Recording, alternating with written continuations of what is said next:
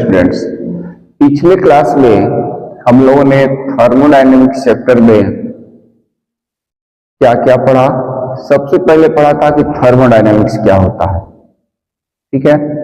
फिर इसके बाद हम लोगों ने पढ़ा था फर्स्ट लॉ ऑफ थर्मोडायनेमिक्स और जीरोथ लॉ।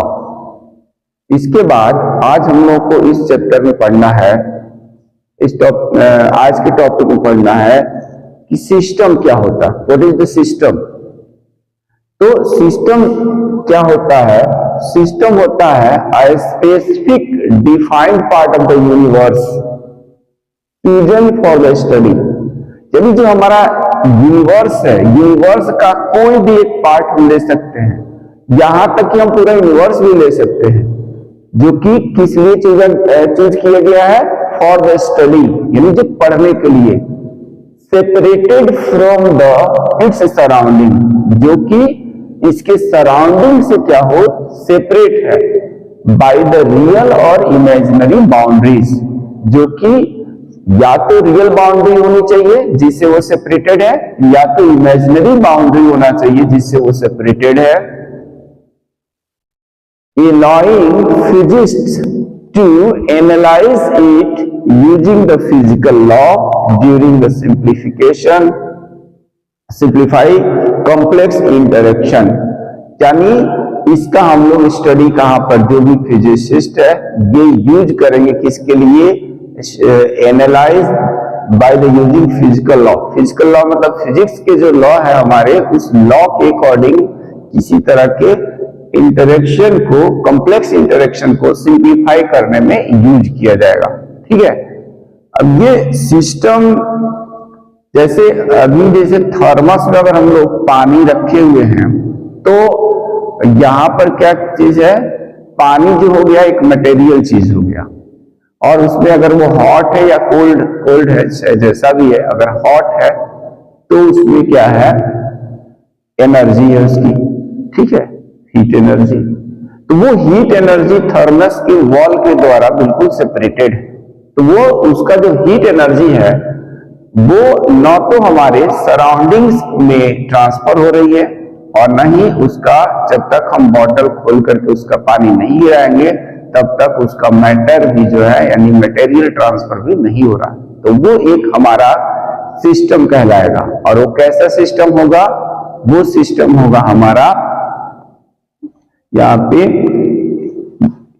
आइसोलेटेड सिस्टम, जो कि सराउंडिंग से सेपरेट है। यानी सराउंडिंग से ना तो वो हीट को ले रहा है ना हीट को दे रहा है। It means there is no exchange of heat and matter, then it is called isolated system. तो सिस्टम्स हमारे 3 टाइप्स के होते हैं: open system, closed system and isolated system. अब ये ओपन सिस्टम क्या होता है? ओपन सिस्टम का मतलब ये है कि जैसे हम लोगों ने क्या किया कि किसी बर्तन में पानी को गर्म किया और उसका ढक्कन खुला छोड़ दिया। बर्तन में पानी को गर्म कर रहे हैं और उसका ढक्कन खुला रख दिया, तो पानी क्या होगा? बॉयल होने के बाद वेपर्स में कन्वर्ट होगा, और वो जो वेपर्स होंगे वो धीरे धीरे करके पूरा का पूरा पानी जो है गायब हो जाएगा। यानी वहां पे जो हमारा मटेरियल नेचर था, मैटर जो था, वो धीरे धीरे वेपर्स बन करके और डिसअपियर हो रहा है। तो मटेरियल एक्सचेंज हो रहा है।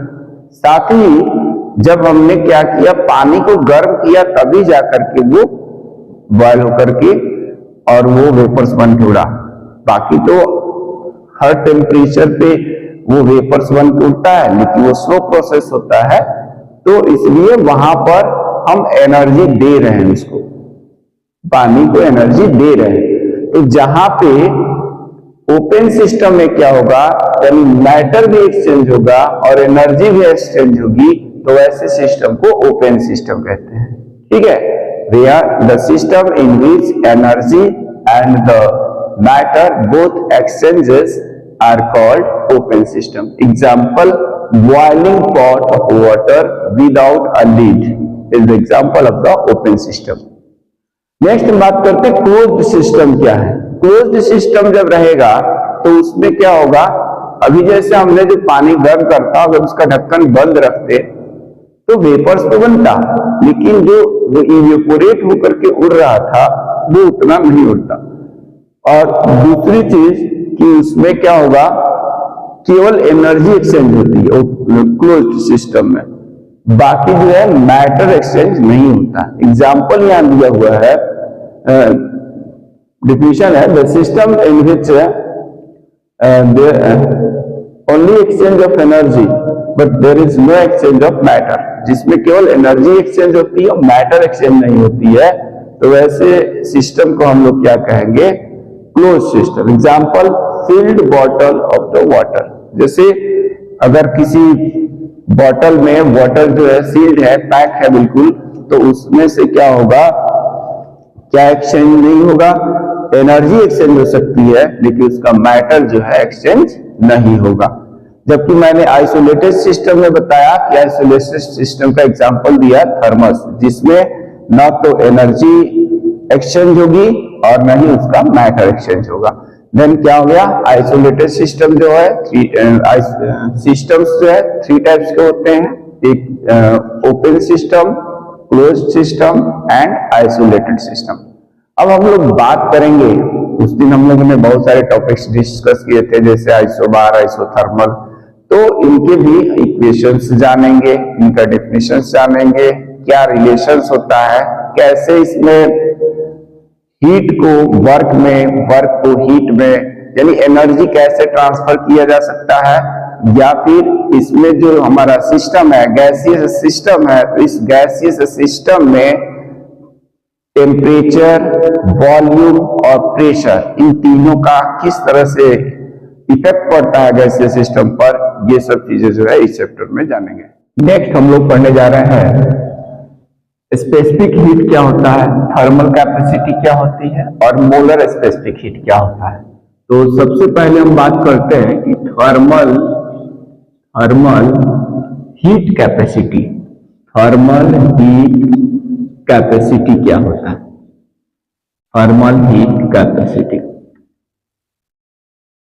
थर्मल हीट कैपेसिटी देखते हैं क्या होता है।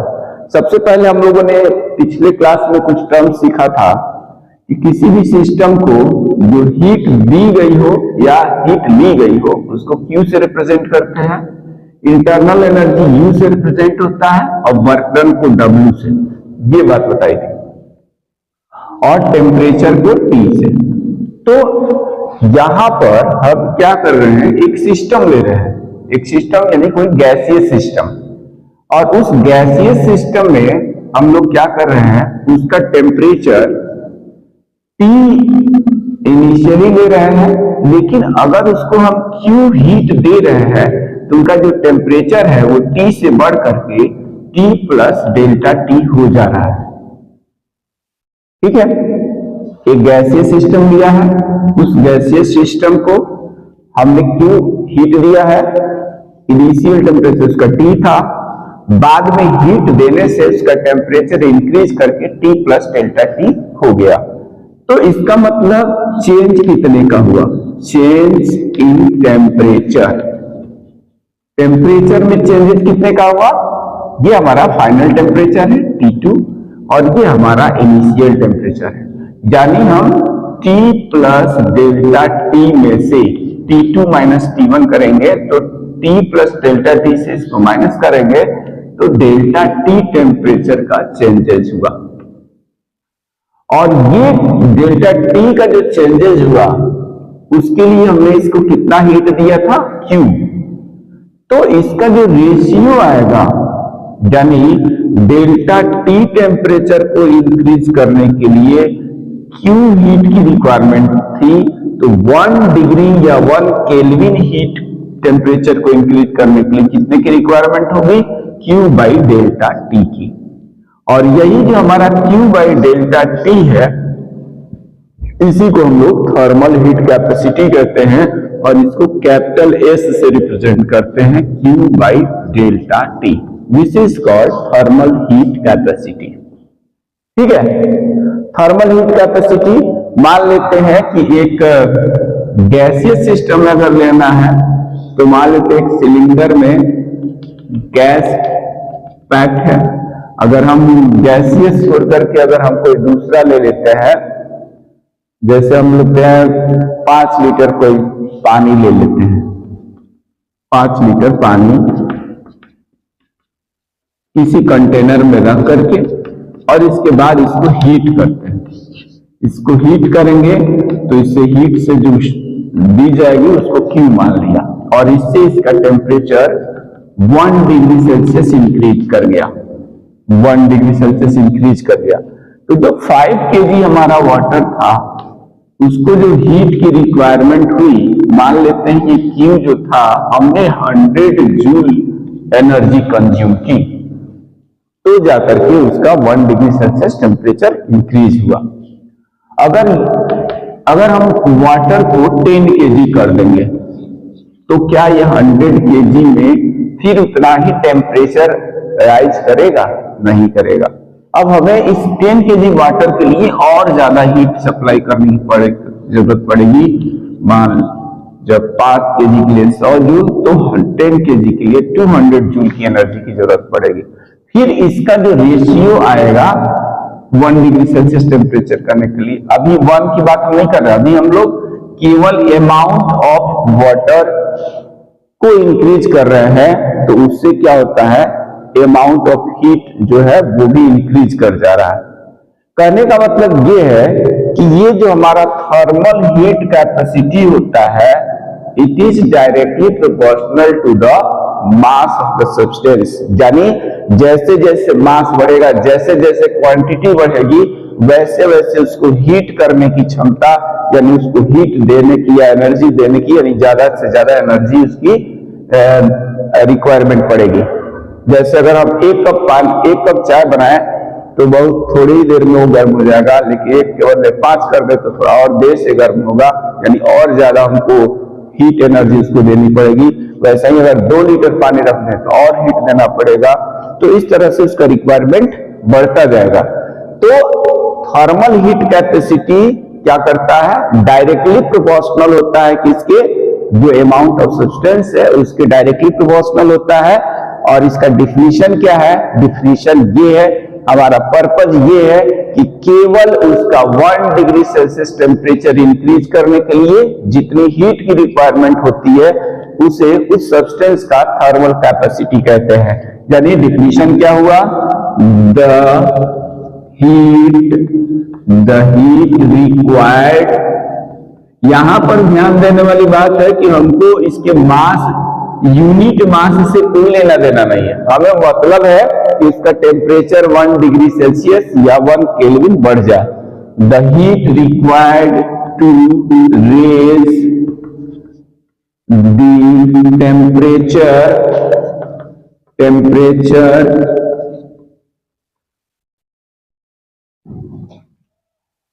या तो अब हम वहां पर 1 डिग्री सेल्सियस ले लेंगे और 1 kelvin is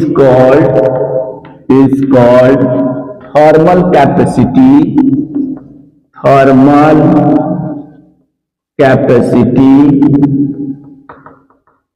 of that substance। यानी किसी भी सब्सटेंस का 1 डिग्री सेल्सियस या 1 केल्विन या हम कह सकते हैं यूनिट टेम्परेचर इंक्रीज करने के लिए जितने हीट की रिक्वायरमेंट होगी, हीट एनर्जी की रिक्वायरमेंट होगी, वही उसका थर्मल कैपेसिटी कहलाएगा। हम इसको ऐसे भी लिख सकते हैं, the heat required to raise unit temperature of the substance is called thermal capacity of that substance. Unit जिसको नहीं समझ में आता है वो ऐसे समझ ले कि the heat required to raise the temperature through 1 degree Celsius और 1 kelvin is called thermal capacity. Raise the temperature, ठीक है। तो इसको थर्मल कैपेसिटी कहेंगे और इसको हम लोग कैपिटल एस से डिनोट करेंगे, Q अपॉन डेल्टा टी इसका फॉर्मूला हो जाएगा। इसका यूनिट की बात करें तो यूनिट क्या होगा, अगर हम टेम्परेचर को केल्विन में लेंगे और हीट को जूल में, तो जूल और ये जो होगा पर केल्विन, जूल पर केल्विन इसका यूनिट हो जाएगा, ठीक है। नेक्स्ट बात आती है कि अगर जैसे हमने यहाँ पे 5 kg लिया था, टेम्परेचर इसका हीट रिक्वायरमेंट पड़ा था 100 जूल का। अगर हम इसमें यूनिट मास भी ले ले, यूनिट मास ले ले और यूनिट जो है टेम्परेचर उसका बढ़ाए, यानी 1 डिग्री सेल्सियस टेम्परेचर बढ़ाए और 1 केजी के लिए टेम्परेचर बढ़ाए, तो वहां पर वो कहलाता है स्पेसिफिक हीट। क्या कहलाएगा? Specific heat capacity, specific heat capacity. ठीक है, यानी जो भी ये हीट निकल करके आया था उसमें हम मास से डिवाइड कर दे। कहने का मतलब जो एस निकल के आया है, यहाँ पर हम लोग एस जो लिखे थे उसमें मास से स्मॉल एम से डिवाइड कर दे, ये जो निकल के आएगा उसको स्मॉल एस या स्पेसिफिक हीट कैपेसिटी कहते हैं। और इसको हम क्या करेंगे, एस की वैल्यू देखो क्या निकाले हैं, Q बाई डेल्टा टी, और Q बाई डेल्टा टी में m से डिवाइड कर देना है, m से ये डिवाइड कर दिया तो ये कितना हो जाएगा। अब इसका आप देखते हैं, यानी इसको आप कैसे डिफाइन करेंगे, the heat required to reach the temperature to 1 degree Celsius और 1 kelvin of the unit mass of the substance is called specific heat capacity of that substance. यानी किसी भी, जैसे यहाँ पे हमने 5 केजी लिया था तो 100 जूल की जरूरत पड़ी थी, यहाँ 200 जूल लिया, 10 केजी वाटर लिया था तो 200 जूल की जरूरत पड़ी थी। तो हमें इसकी क्वांटिटी से कोई लेना देना नहीं था, केवल एनर्जी बढ़ रही थी, 1 डिग्री सेल्सियस टेम्परेचर ही बढ़ाना था। लेकिन अब इसमें अगर हम ये कह दें कि इसके 1 केजी टेम्परेचर, 1 केजी मास के लिए 1 डिग्री सेल्सियस टेम्परेचर बढ़ाने के लिए जितनी एनर्जी की जरूरत पड़ेगी, तो उस कंडीशन में वो हमारा कहलाएगा स्पेसिफिक हीट एनर्जी या स्पेसिफिक हीट कैपेसिटी। ठीक है, तो हम इसको कैसे डिफाइन कर सकते हैं, इसको डिफाइन कर सकते हैं, the heat required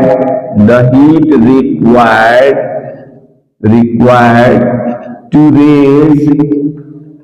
raise the temperature through 1 degree Celsius or 1 Kelvin of the unit mass of the substance is called